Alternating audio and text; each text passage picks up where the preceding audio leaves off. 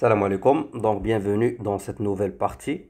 Ça sera en fait une petite série qui va être dans les concepts fondamentaux, qui va contenir peut-être 4 ou 5 vidéos, je pense, ça sera pas plus, et dans laquelle on veut juste revoir la définition de l'injectivité et de la surjectivité, mais cette fois-ci, bien sûr, avec une nouvelle approche ou bien avec une nouvelle définition. Alors pourquoi on a besoin d'une nouvelle définition? Tout simplement parce que, rappelons la définition qu'on connaît sur la définition originale de l'injectivité et de la surjectivité. On dit que f, il va de A vers B, est injective si, à chaque fois que je prends A1, A2 dans A, tel que A1 différent de A2, implique que le f de A1 est différent de f de A2. Autrement dit, pour chaque, si on prend chaque de, pour, si à chaque fois on prend deux éléments qui sont différents dans A, leurs images vont être différentes aussi, d'accord? Donc c'est ça, c'est l'injectivité. Et on dit que f est surjective si, quel que soit B dans B, il existe un petit a dans A tel que l'image de A par F, c'est B. Autrement dit, tout élément dans B est là un antécédent dans A. D'accord? Et rappelons que l'antécédent, bien sûr, ne va pas forcément être unique. Si en plus de ça, il était unique, ça veut dire qu'elle est injective en plus. Et dans ce cas-là, quand elle est injective et surjective, on dit qu'elle est bijective. Donc ça, c'est la définition. On l'a déjà vu, bien sûr, dans les vidéos quand on a étudié les applications, juste après avoir vu les ensembles. Ça, c'est la définition. Alors, on peut voir bien sûr que cette définition, elle dépend des éléments de l'ensemble. D'accord? Quand on exprime l'injectivité de f, on l'exprime en disant que si je prends deux éléments de l'ensemble, tels qu'ils soient différents, leurs images, c'est différent. La même chose pour la surjectivité, on dit qu'elle est surjective si, à chaque fois que je prends un élément de B, il existe un élément de A, tel que l'image de A par F, c'est B. Donc, on peut voir bien sûr que la définition est fortement lié aux éléments ou bien au point de l'ensemble. Euh, une- un autre point de vue qui est intéressant, c'est que de ne pas dépendre, ou bien voilà, de ne pas dépendre sur les éléments de l'ensemble, s'il y a une autre façon de dire que f est injective, ou prouver que f est injective, sans dire, ou bien sans passer par les éléments de l'ensemble. C'est-à-dire sans passer par trouver un A2 tel que à chaque fois qu'ils soient différents, leurs images soient différentes, etc.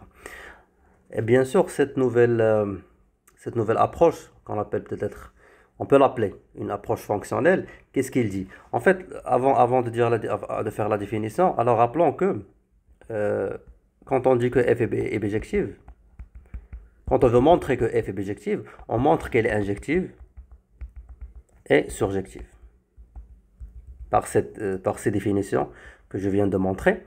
Ou bien une autre façon qu'on fait aussi, on le fait souvent, c'est qu'on fabrique son inverse. Parce que dire qu'elle est bijective, ça veut dire qu'elle est inversible, ça veut dire qu'elle va admettre un inverse. Donc on fabrique son inverse, c'est-à-dire que on trouve un f-1, qu'on appelle bien sûr f-1, qui va de B vers A, tel que, qu'est-ce qu'il satisfait? Bon, on peut pas l'appeler f-1 dès le début, on peut l'appeler G par exemple, tel que il satisfait deux conditions. C'est quoi ces deux conditions? C'est que le f-1 rang F, c'est l'identité sur A.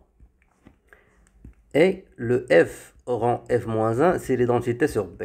D'accord? Donc on doit bien sûr vérifier ces deux égalités, on va dire, entre le F-1 rang F. Il doit être l'identité sur A. Et si on compose bien sûr F-1 par F, ça sera l'identité sur B. D'accord?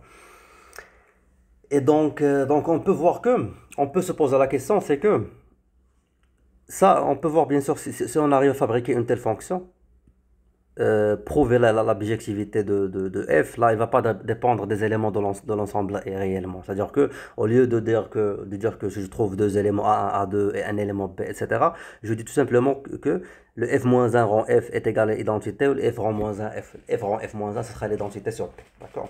Et donc, du coup, on peut voir bien sûr on peut prouver ça uniquement à partir d'une autre fonction g. Là, je m'excuse, j'ai fait le f-1, donc ça c'est g. Et ça, c'est G. Alors pourquoi on fait G avant de faire le F-1? Parce qu'on n'est pas sûr qu'elle soit le F-1. En fait, il va être appelé F-1 dès que ces deux trucs sont vérifiés. Dans ce cas-là, s'ils sont vérifiés, on dit on peut appeler G F-1. Et bien sûr, par unicité de l'inverse, il n'y a pas de problème. Ça sera toujours... on peut avoir le nom, ou bien faire la notation F-1.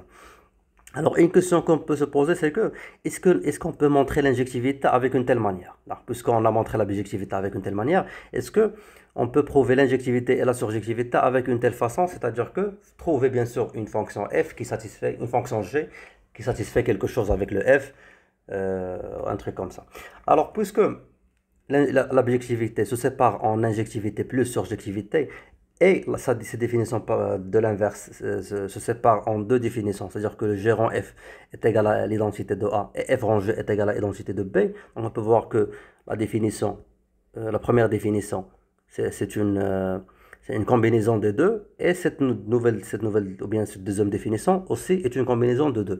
Donc on peut se poser la question, est-ce que dire qu'elle est injective, est-ce que ça veut dire que elle va admettre un G tel que G rang F est égal à identité de A, ou bien est-ce qu'elle est surjective, ça va être équivalent à dire que on va trouver une G telle que F rang G est égal à identité de B, ou si ce n'est pas le cas, est-ce qu'on peut avoir l'inverse, c'est-à-dire que injective c'est ça, et surjective c'est ça, d'accord?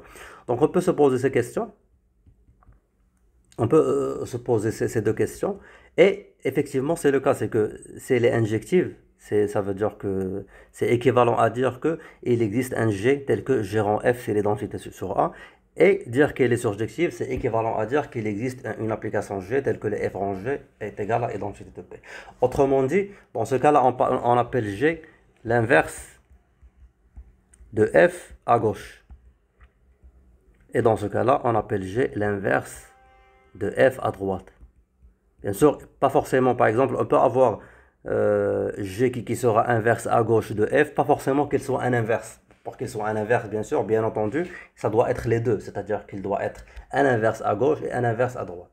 Et par exemple, quand on trouve une G telle que G rang F est égal à identité de A, autrement dit, G est un inverse à gauche de F, ceci ne va pas impliquer que G, on va l'appeler F-1, d'accord? On peut l'appeler F-1 si et seulement si c'est un inverse à gauche et c'est un inverse à droite, d'accord? Et donc, du coup, on va montrer bien sûr ce que je viens de dire, c'est que, on va le mettre sous forme de proposition. Premièrement, f, bien sûr, f est une fonction une application qui va de A vers B. F est injective si et seulement si f admet un inverse à gauche.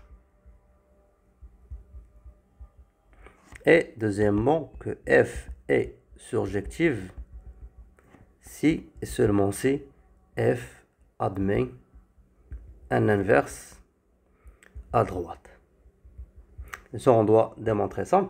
Alors, pour démontrer, bien sûr, je vais appeler ça, on peut appeler ça 1, 2. Donc, je vais montrer la première implication, c'est que si il est injectif, cela veut dire qu'il va admettre un inverse à gauche. Alors, f est injectif. Donc, en fait, pour prouver qu'elle admet un inverse à gauche, on va le fabriquer, tout simplement. Donc du coup, si je vais fabriquer un tel inverse, ce sera tout simplement une fonction g qui doit aller cette fois-ci de B vers A, tel qu'il prend un point B et il doit faire bien sûr un g de B. On va exprimer ce g de B. Donc en fait, f est injectif. Donc f est injectif, ça veut dire bien sûr que deux antécédents différents, ils vont avoir deux images différentes. Donc elle est injective, donc, mais pas forcément surjective. D'accord? Donc pour fabriquer son inverse, il faut faire attention avec les éléments qui n'ont pas un antécédent par f. Parce que rappelons qu'ils ne soient pas surjectifs par exemple. On peut dire que, par exemple, on va dire ça c'est AB. Donc elle est injective, on va dire ça c'est A1, A2, A3. Ça c'est B1, B2, B3, B4. On va dire que A1 vers B1, A2 vers B2, A3 vers B3. Donc on peut voir elle est injective, d'accord? Par contre, elle n'est pas surjective, par exemple, ce qui fait le B4, il ne va pas avoir d'antécédent. Ce qui fait quand on veut fabriquer, cette fois-ci, on veut faire l'inverse, c'est-à-dire que ce qu'on veut faire, c'est que, cette fois-ci, on veut considérer que le B, ça va être le domaine, et le A, ça va être le codomaine. Alors dans ce cas-là, il faut faire attention, c'est que une application ne peut pas être définie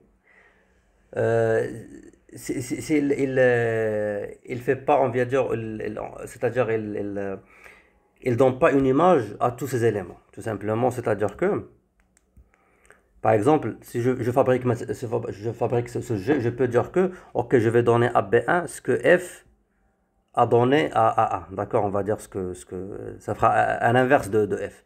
Et B2, ce sera le A2, B3, ce sera le A3. Mais qu'est-ce que je vais faire avec le B4 dans ce cas-là? Je peux pas m'arrêter là, comme le cas de F. Le cas de F, on se permet de faire ça parce que on peut avoir bien sûr des éléments dans B qui n'ont pas un antécédent par F. Par contre, on ne peut pas se permettre de laisser des éléments de A sans image dans B. Ça, c'est pas possible. Ça, c'est pas une application.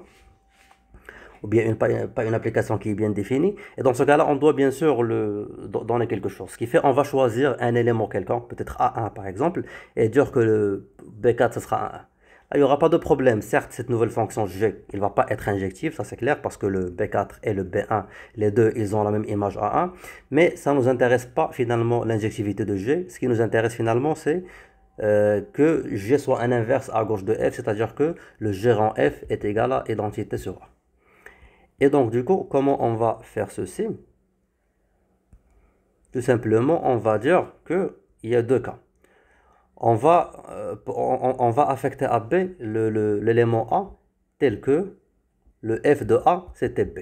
Donc, comme ça, c'est comme ça qu'on dit qu'on fait l'inverse de F. Donc, du coup, puisque le F de A, c'était de B, c'était B. Donc, dans ce cas-là, le G de B, ce sera A. Mais bien sûr, pas tous les éléments B, ils vont avoir un antécédent par F, parce qu'il n'est pas forcément surjectif. Et dans ce cas-là, je vais choisir un élément A0 par exemple, tel que, ou bien tel qu'on va dire si, le B n'appartient pas à l'image de A. C'est-à-dire qu'il n'a pas un antécédent dans A par F. Et bien sûr, je peux choisir ce A0 dans A, tout simplement. Là, je peux prendre n'importe quel.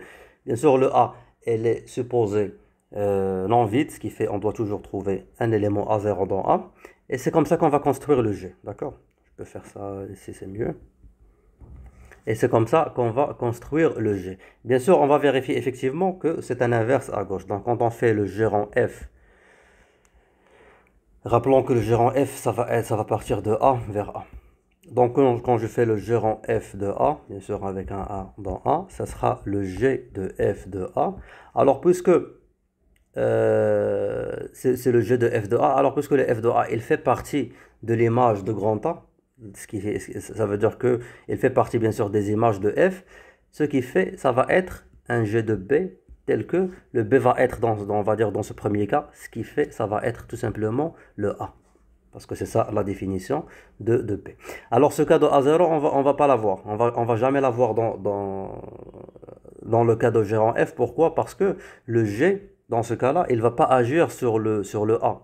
Il va agir on va dire sur le F de A, réellement. Pourquoi? Parce qu'on fait le G, on fait gérant F, c'est-à-dire G de F. Donc du coup, c'est quelque chose qu'on va trouver son image. Donc c'est un F de A. Donc du coup, les B qui font pas partie de F de A, on ne va jamais avoir ce cas dans le G, dans le cas de gérant F bien sûr. Et dans ce cas-là, cette construction de mettre le A0 pour des B qui n'ont pas des antécédents par F, ça nous va et ça ne va pas impacter tout simplement parce que ça ne sera pas visible dans le cas de gérant F. C'est juste pour bien sûr avoir une fonction, je ne sais pas pourquoi j'ai fait ça, c'est juste pour avoir une fonction qui est bien définie. D'accord? Et donc, du coup, on a pu construire, bien sûr, cette application qui est G. Et donc voilà. Donc, du coup, on a montré la première implication. Alors, la deuxième implication est plus simple.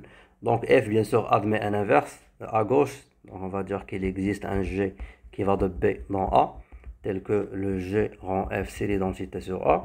Alors, pour montrer, bien sûr, qu'il est injectif, ce F, on va prendre, bien sûr, A1, A2 dans A, tel que le A1 différent de A2. Alors A1 différent de A2, cela veut dire que ceci implique que l'identité de A1, ce sera différent de l'identité sur A de A2. Parce que finalement, l'identité de A, c'est A. Et l'identité, rappelons que c'est gérant F. Donc ceci va impliquer que gérant F de A1 va être différent de gérant F de A2. Autrement dit, le G de F de A1 va être différent de G de F de A2. Et donc, du coup, qu'est-ce que cela veut dire? Une application G dans un point, on l'évalue dans un point, elle est différente de G dans un autre point, ça veut dire que les deux points sont différents. D'accord? Parce que c'est ça la définition d'une application en général. Ceci, bien sûr, implique que F de A1 différent de F de A2. Et ça, bien sûr, implique que F est injectif. D'accord? Et donc, voilà. Donc, on a montré l'équivalence. Je pense que je m'arrête là. On se voit dans la vidéo prochaine, Inch'Allah.